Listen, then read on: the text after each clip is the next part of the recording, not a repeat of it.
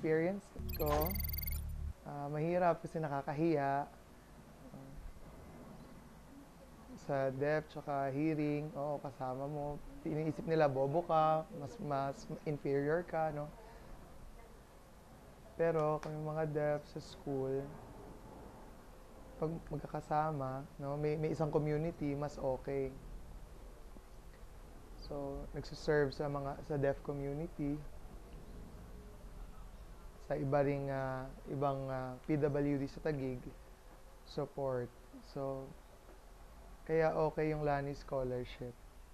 Nasa-support yung mga deaf sa Taguig. Tuloy lang yung pag-aaral ko kasi interesado ako sa education.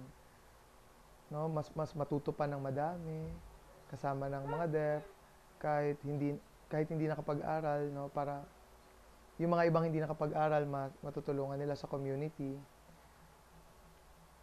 para mag-develop yung education ng mga deaf. Tapos i-invite niya mag-apply ng scholarship yung iba pang mga PWD. Gayahin sila, no, para matulungan sila, mas maging malinaw yung goal nila, mas matulungan sila. At ganoon din, no, in the future makatulong sila sa community ng PWD.